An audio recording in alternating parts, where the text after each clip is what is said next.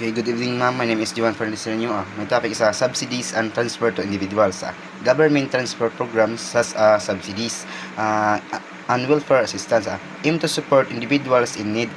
However, these programs can have significant economic effect, particularly on resource allocation and individual behavior ultimately. Subsidies are a form of financial support that function as the opposite of taxes. While they aim to promote fairness by helping those in need, they often lead to efficiency trade-offs in the economy. Balancing goals of equity or fairness and efficiency or optimal resources use in a major challenge is in designing effective government assistance program. And second is price disturbing subsidies. Price disturbing subsidies are government programs the lower than cost of certain goods of services for specific groups such as low income groups such as low income individuals. These subsidies can help people afford essential services like housing, energy or healthcare, but they also have economic consequences. Price disturbing subsidies provide the important financial relief but also encourage shift in consumer behavior that can lead to unintended economic consequences such as efficiency and market distortions. The excess burden of a price disturbing subsidy. When the government provides a price disturbing subsidy such as financial assistance for housing, it affects both consumer behavior and market dynamics. To understand their effect, let's analyze how such subsidies impact the housing market, particularly in the long run. One is a perfectly elastic supply. In this case, the housing industry is assumed to have a perfect elastic long-run supply curve. This means that landlords can provide as many one-bedroom apartments as needed as a fixed price of $400 per month without causing any increase in cost since supply inelastic. The price of apartments does not change based on demand from low-income tenant. Two is a marginal social cost. The marginal social cost or MSC refers to the real economic cost of producing an additional unit of a goods. In this the cost of making a one-bedroom apartment available remains constant at $400 per month. This means that in an efficient market without subsidies, tenant would pay this amount reflecting the true cost of providing housing. There is an impact of a price disturbing subsidy when the government offers a subsidy to cover part of the rent. The price that tenant pay artificially lowered. This leads to increased demand because more people can now afford apartment at reduced personal cost. However, since the supply curve is perfectly elastic, the actual market price remains at $400 and the government must cover the difference.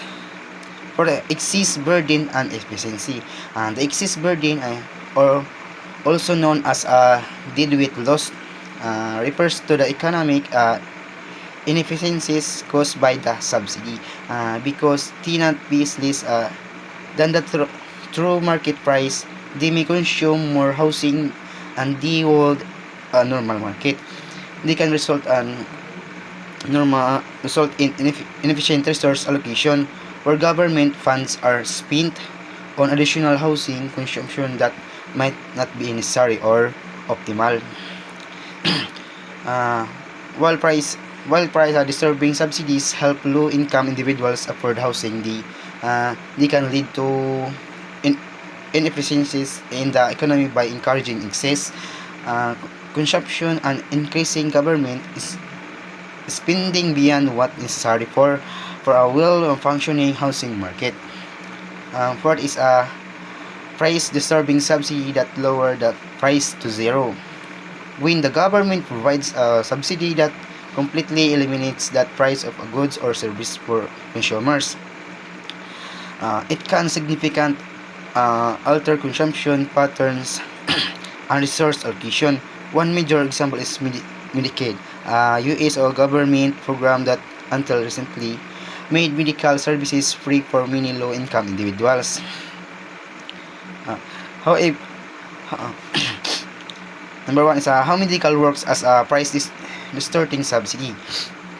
Under normal market conditions, people must pay off medical service at the market price, which reflect the marginal cost or MSC, the real cost of providing the service.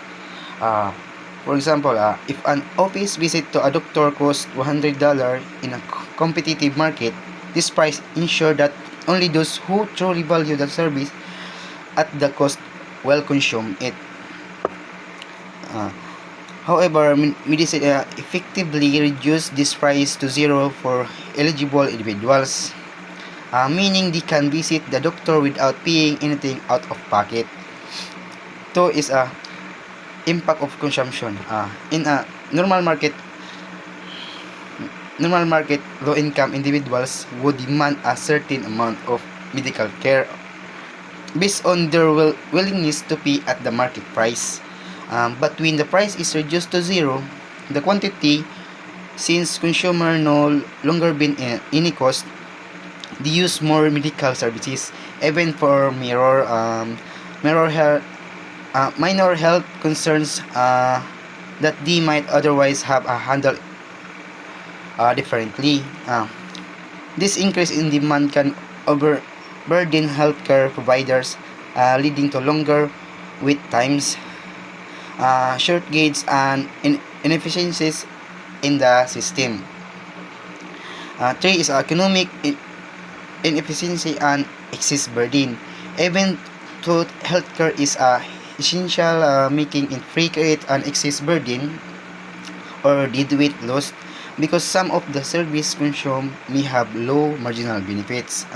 For example, some patients might visit the doctor for minor issues that do not require professional medical attention, diverting resources from those who need to critical care. The government, meanwhile, must finance the additional consumptions, which requires higher taxes or relocating funds from other programs. Four is key takeaways. Lowering price to zero increases demand beyond an efficient level, leading to potential overuse of services. Healthcare providers may face shortages, longer wait times, or reduced service quality due to increased demand. Government spend increase as it cover all costs, which could lead to higher taxes or budget constraint in other areas. While medical helps provide essential medical care to the poor, making services completely free leads inefficiencies by encouraging overuse of medical resources and higher government expenditures, demonstrating the economic effect of price disturbing subsidies. Last is additional effect of subsidies in a market with increasing cost. When the supply of medical services is subject to increased cost, the impact of subsidies like medical become more complex.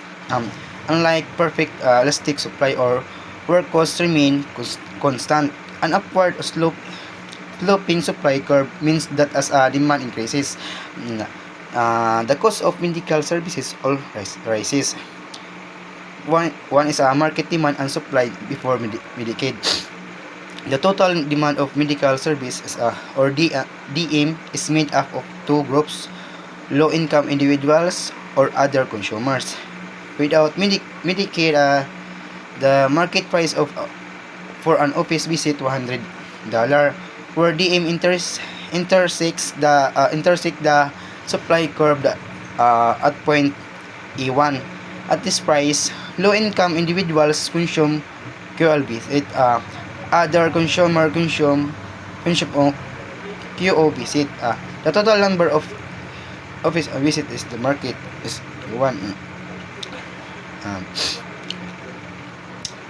In market with increasing costs, subsidy like Medicaid do not just raise demand, they also increase the price of service for non-subsidized consumers. They can lead to higher healthcare costs overall, potential shortages, and greater financial pressure on the government to fund healthcare program. That's all, ma'am. Thank you.